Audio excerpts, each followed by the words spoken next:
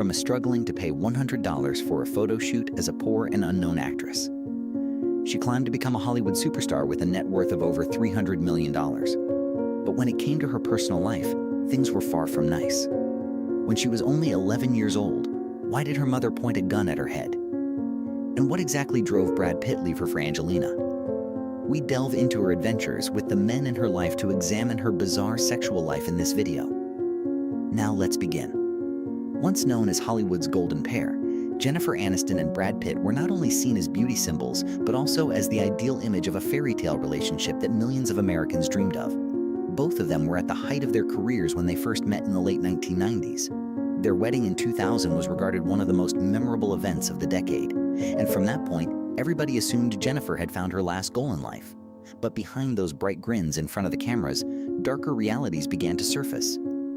Jennifer consistently sidestepped the subject of having children or provided evasive responses when the media began to question her about it. Meanwhile, Brad Pitt seemed to wish for a huge family. Rumors started to spread. Is she overly obsessed with fame? Does Jennifer not want to be a mother? And then when Brad Pitt went public with Angelina Jolie, the lovely woman widely considered as the ultimate mother figure, the world swiftly blamed Jennifer. It wasn't until nearly 2 decades later that Jennifer finally spoke up. In a surprising interview in 2022, she sadly stated throughout her years with Brad, she had discreetly gone through IVF treatments, taken all types of reproductive medicines, tried everything she could to have a kid, but nothing worked. The underlying reason she couldn't get pregnant was due to early decreased ovarian reserve, a medical issue that causes a woman's eggs to cease maturing with sufficient quality for pregnancy. Despite the fact that she was only in her early 30s at the time, she once felt inadequate and unworthy because she was unable to fulfill her desire to have children. Behind those closed doors, nobody had any idea what I was going through. Everyone just looked at the surface and judged. Jennifer stated, the reason she didn't have children wasn't because of selfishness or calculation. It was just because her body didn't allow it. Brad's decision to leave while she was still undergoing infertility treatment made the pain even more devastating. It was not just the betrayal of a husband, but also the crushing loss of a long-cherished dream of becoming a mother.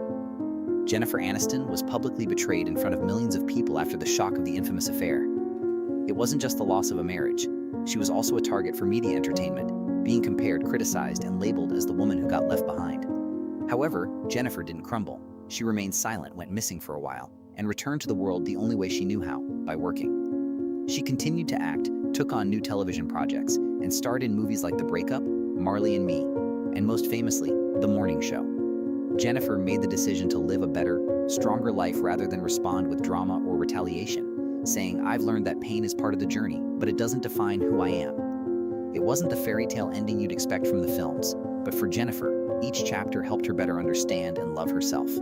After Brad Pitt, she had a few relationships, most notably with actor Vince Vaughn, and then Justin Theroux, whom she married in 2015, but divorced in 2017.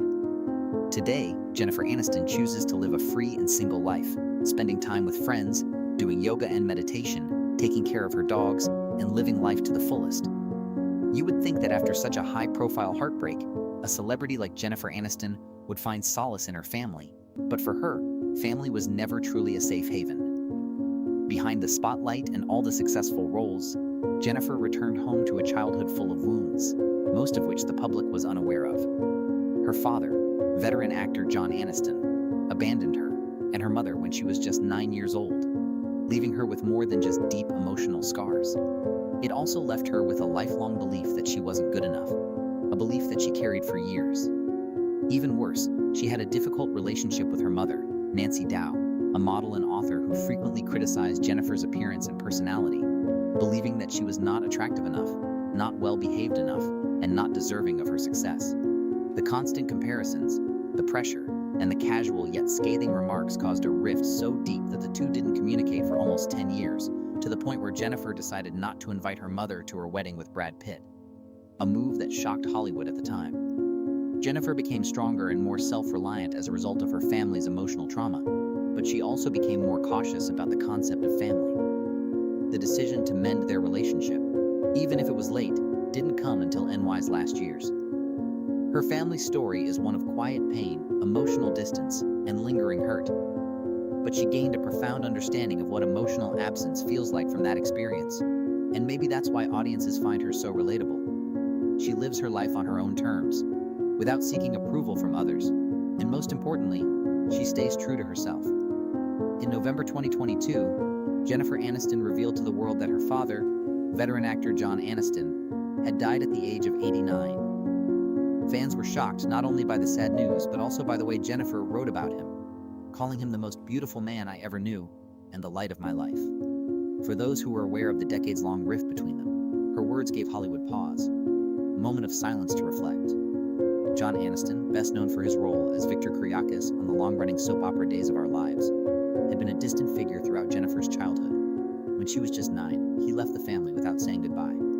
As she grew older, she was plagued by the void he left behind and the unanswered questions. Even though they reconnected later in life, their relationship remained strained. Their conversations felt more like courteous exchanges than the warm closeness of father and daughter. John was emotionally reserved, and Jennifer, despite being a worldwide celebrity, still felt like a little girl, uncertain and hesitant whenever she looked into her father's eyes. She once remarked, "I always saw him there, but he was never really with me. Why wasn't I important enough for him to stay?" That quiet, painful statement expressed everything about the loneliness she had carried for years.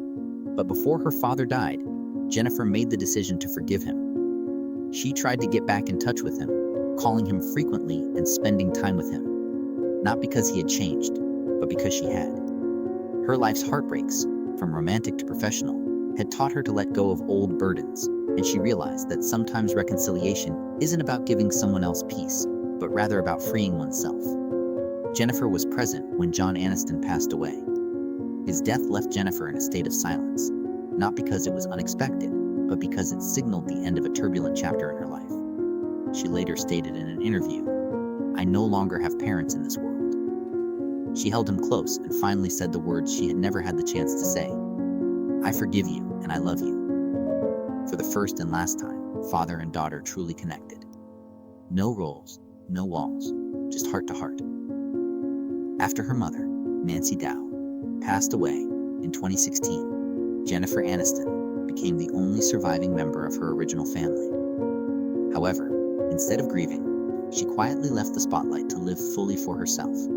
Instead of trying to please her father or seek love from her mother, she chose to give that love to herself in the way she had always longed to receive it. Perhaps this is Jennifer Aniston's ultimate form of growth, learning to let go in order to truly live. Not as Rachel Green, adored by millions, Brad Pitt's ex-wife, or John Aniston's daughter. From her high-profile romance with Brad Pitt to their bitter breakup, from years of being attacked by the public and media for not having children to the moment she revealed her struggle with diminished ovarian reserve, Jennifer Aniston has never been the perfect woman from romantic comedies. She is neither the princess shielded from heartbreak nor the superhuman heroine who walks through storms unscathed. Jennifer Aniston chose to confront it all. She didn't fight back with cruel words. She didn't use tears to get sympathy. She simply kept working silently, proving that resilience is what makes a woman genuinely beautiful. She once remarked, "I don't define myself by what I lack," and she meant it. She had no kids, no ideal house, and no parents to support her. Even though life hasn't always been kind to her, Jennifer has managed to be kind to herself. She no longer lives to please others, doesn't need to be a wife, doesn't need to be a mother, and doesn't need to be Hollywood's princess. Nevertheless, she continued to live, shine, and make the world look up at her. Jennifer Aniston is one of the most inspirational female figures in contemporary entertainment because she chooses to be authentic. People frequently wonder why Jennifer Aniston is still so adored, but it's not because of her famous Rachel haircut, her radiant smile, or her sophisticated sense of style. It's because she is a woman who dares to be authentic, who dares to remain silent, who dares to face pain without losing herself, and who doesn't need to shout to be heard or cry to be pied. She had a small, uncredited role in the sci-fi movie Mac and Me in 1988. Despite this, Aniston kept trying out, showing up in low-profile TV series and movies like Malaloy, Camp Cucamonga, and the failed Ferris Bueller remake. She was cast in a number of projects that were canceled early, including sitcoms like The Edge and Muddling Through. Even her first somewhat notable film role, Leprechaun 1993, was harshly criticized by critics due to her mounting failures, and Jennifer considered giving up acting completely. However, her turning point came in 1994 when she tried out for a new TV series called Friends. Producers originally wanted her to play Monica Geller, but Courtney Cox was cast in that role. Fortunately, Jennifer was given the role of Rachel Green, a runaway bride learning to stand on her own 2 feet.